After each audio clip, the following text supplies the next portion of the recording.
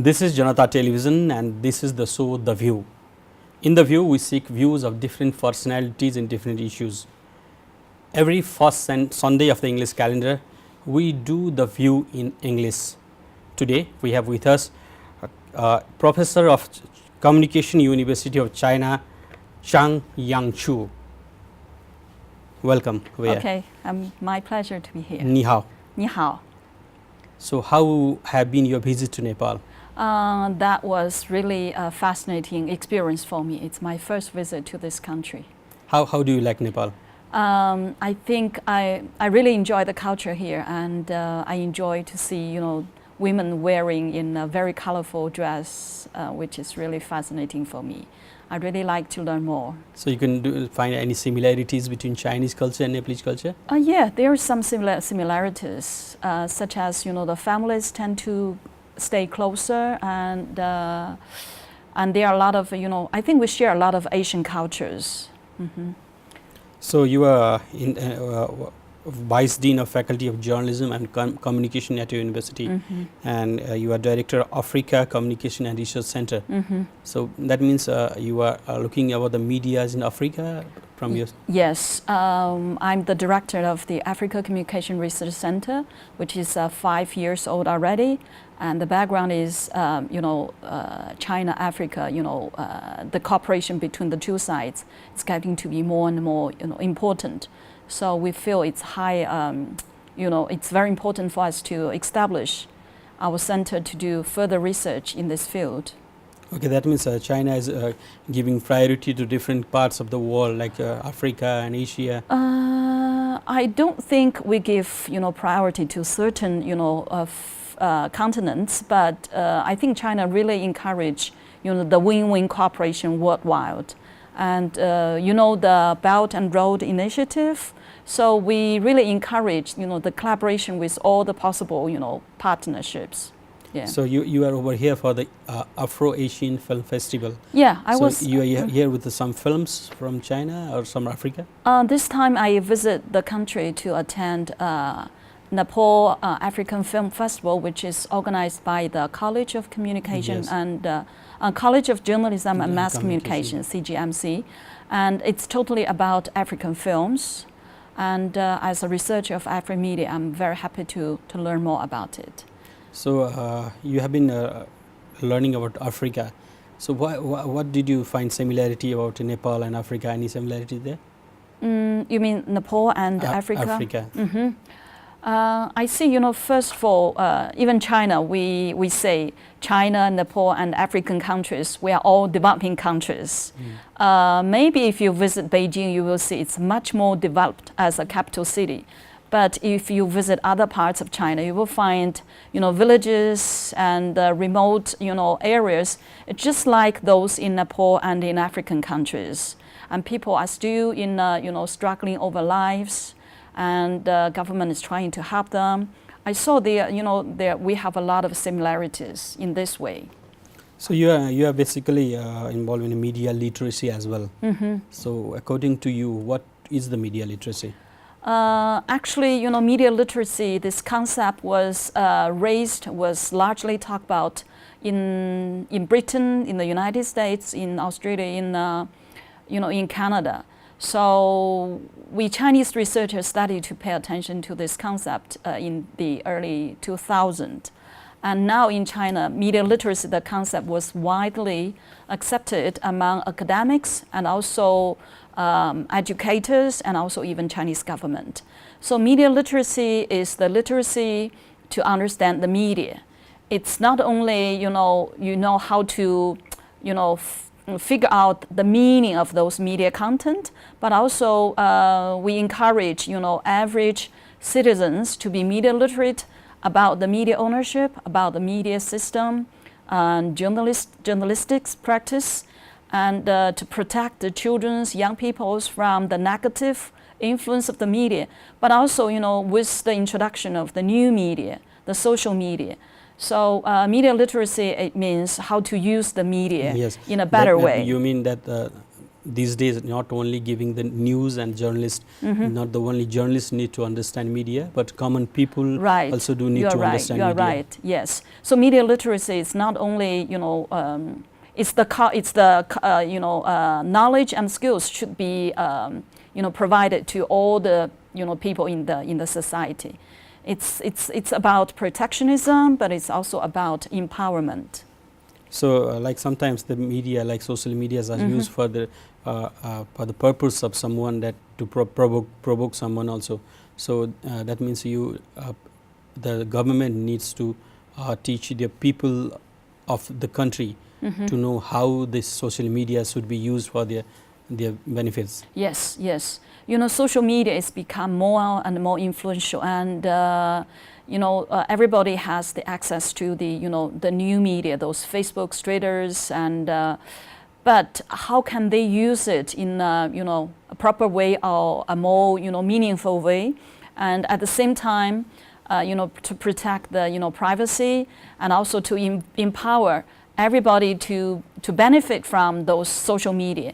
It's very important, but it's also very challenging. So media literacy for young children, so you are working at the media literacy for young children also. What kind of literacy for the young children you provide? Yeah, so media literacy, they have different levels. And one is you have to have those skills to use those media and to understand the media operation.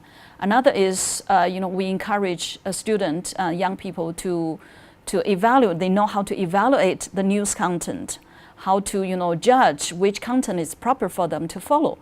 At the same time, they have to know how to produce, if they like to produce media content, and how to get it publicized widely as they expected. So I think nowadays even UNESCO promote media literacy. They promote media and information literacy worldwide, and they provide a lot of curriculums and guiding books for teachers. So in China, it's widely discussed. I'm not sure what's happened in Nepal. Okay.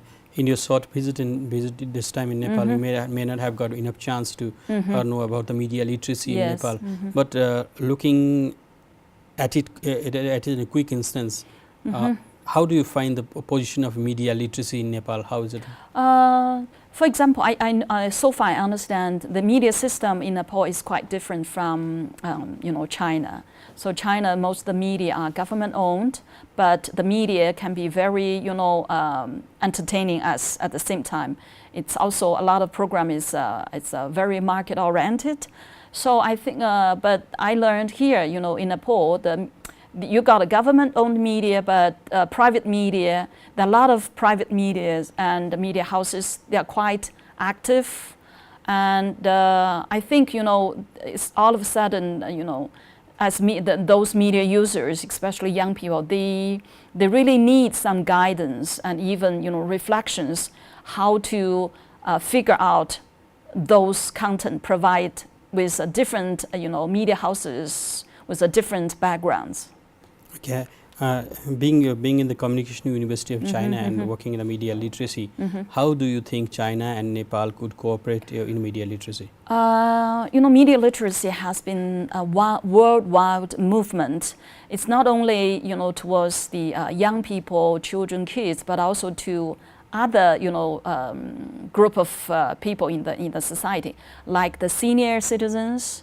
How to encourage them to use the new media, to be away from the digital divide. And also in China, the Chinese government really encourage to provide training to the government officials in terms of media literacy. Because government officials, they really have to know how to respond to the media, how to use especially the new media to get a good public service, public administration, and public relations. So in China, there are a lot of trainings towards government officials as to media literacy.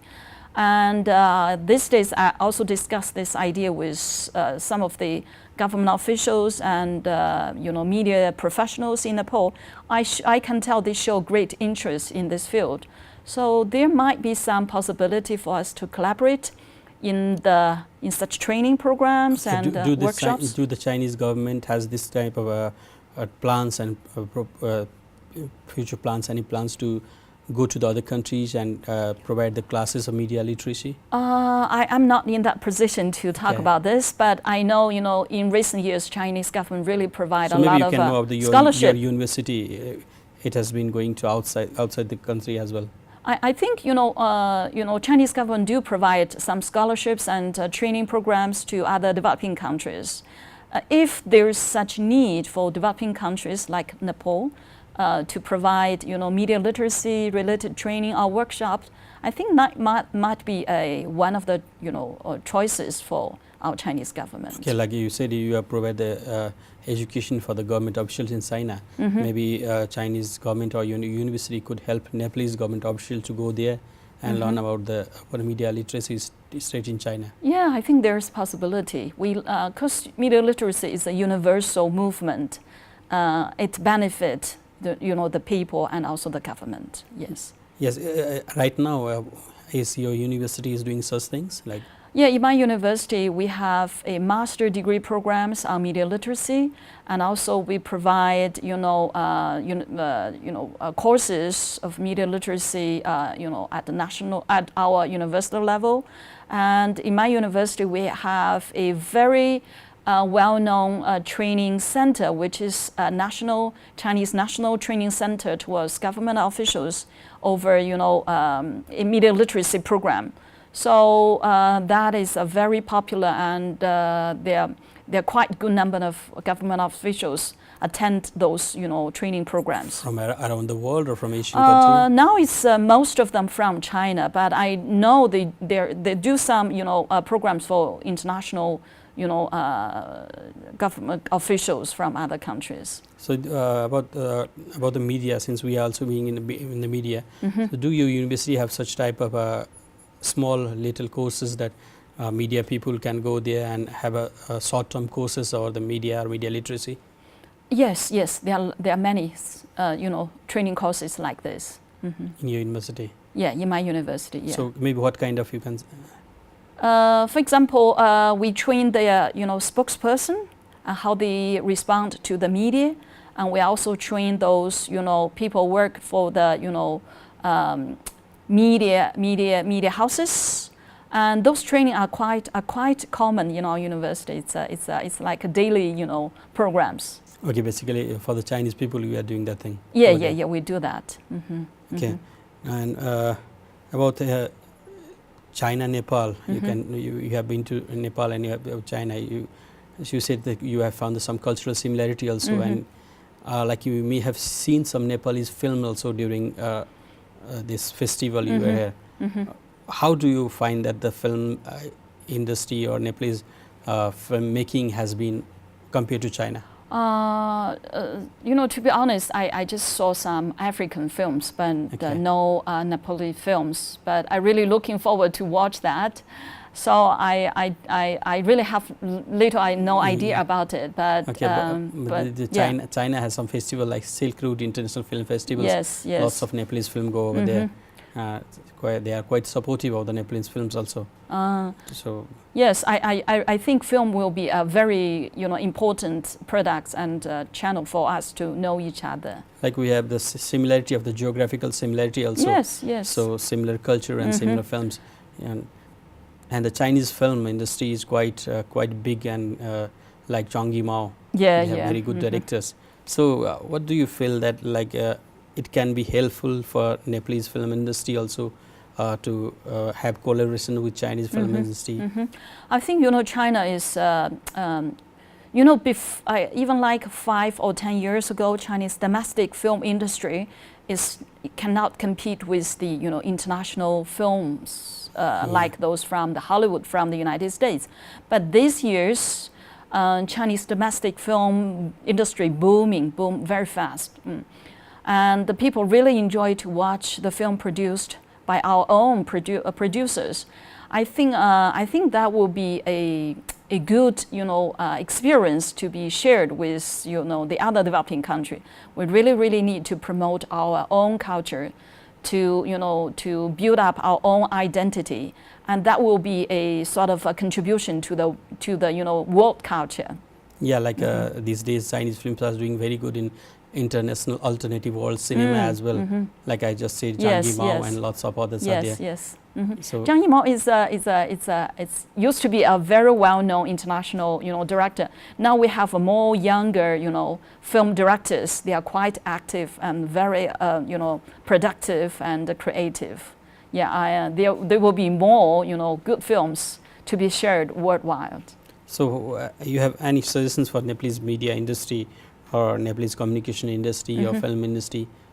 What like you have been teaching this communications from long time in your university. So you have any suggestions how it should be here in Nepal? I do international communication as well, and I found for those media industry in those developing countries, we have similar challenges as I found at least in African countries. So what kind of role media can play in the development, social and economic development? According to my research based on the Chinese media, environment and industry study, I found, Chinese media, especially the journalism practice in China, we follow the constructive journalism, which means, the journalism we did is not only just criticize, to attract attention, but at the same time we try to provide, solutions and to give people the hope and, provide some, background information, context to inform the citizens about what the government have been trying to do. So I think media is to cheer people up, to make them to feel confidence instead of lose confidence, lose interest in the government. Yes, you mean not only the negative things, you can make the people positive from the media. Yes, as well. we do criticize a lot, but but on the positive way, I should say. Yeah. Yeah, criticize the wrongdoings, but give the solutions as well. Yes, such as pollution in China. Pollution is a big social problem, but the government did a lot of things. So the media is just not complain every day. They provide a lot of background information, what government is trying to do and what the citizens can contribute. Yeah, like what maybe the government has doing and all yes, these things. Yes. Even though due to the effort of the government, these things are lacking behind, and you should correct this thing. Yes, of course. I would like to say, the constructive journalism practice in China could be some, experience for Nepal or for those African countries. Yeah, that's my, academic, consideration. So in your university, do you have the Asian Communication Department as well, research center? Yeah, in our university we have Asian Media Research Center and the European Media Research Center and also African Media Research Center. Like we are the neighbors, Nepal and China, we are quite nearby. Yes. And at a university or around your people, around your friends, how Nepal is known over there? Actually, in my university, for many years we provide Nepali Language, program, which is an undergraduate program. So I do have some, friends, and students. They study Nepali, and so which means we know a little more about this country. That means Chinese people are learning Nepali language over there? Yeah, Chinese students, they learn the language, Nepali language, in my university. So how many are there? I think each year around 20 or something. I'm not sure, but it's like that. So how they get interest to learn Nepali? What do you feel the motive behind them? They want to go to the foreign employment or foreign diplomatic missions or. So some of them they work for China Radio International to do the Nepali language service program, and some of them they might work at the Chinese embassies here and Ministry of Foreign Affairs, or do other exchange programs. I found they got a really good interest in this language program. Okay, it's like that they come by themselves. You don't have to find out the people to learn Nepali over there, or they come by themselves. I mean to say is you say the around 20 seats. That is a formal undergraduate program, 4-year undergraduate program. Okay. So they have to they were enrolled as a full-time student to do that program. That means China government is giving priority to Nepal yes, as well. Yes, that was encouraged by Chinese government, of course. Mm-hmm. Okay, like you said that CRI, they work in the CRI in China Radio International. CRI has a Nepalese program as well. Yes, we have also heard the radio. I think China maybe most of them they graduate from our university. Okay, and about this China CGTN, China Global Television Network, it's also going global these days, an English language program. So do they have like similar things like they are doing like CRI, they are doing television programs in different languages also? I think of course CRI they have a tradition to do the international broadcasting in different languages, and our CGTN they also have several language programs, different language channels. But it's quite expensive to start the TV channel in different small languages, in different languages. But they do provide a good English programs worldwide. So CGTN is going worldwide, and lots of people around the world are knowing about the China from first-hand, from Chinese perspective. So maybe going global with English was the motive. That was the motive behind the CGTN going English.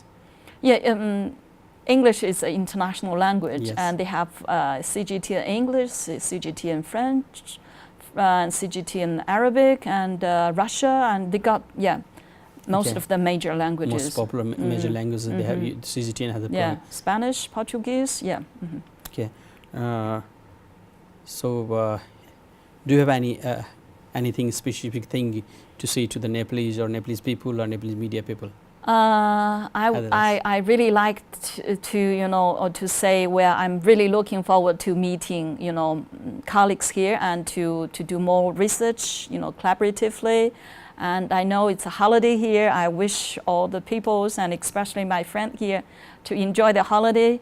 And I really looking forward revisiting this country. It's such a fascinating country for me. So how long are you here this time? This time I just stay for 1 week, but I hope I can return to stay longer, to be honest, yes. So you want to come back again and again? Definitely, yeah. Okay, thank you for loving our country. And thank you for your precious time. Okay, thank you. Thank you. Okay, thank you very much. Okay. This was Zhang Yanqiu, Chinese professor. This much for today in The View. Thank you. Keep watching Janata Television.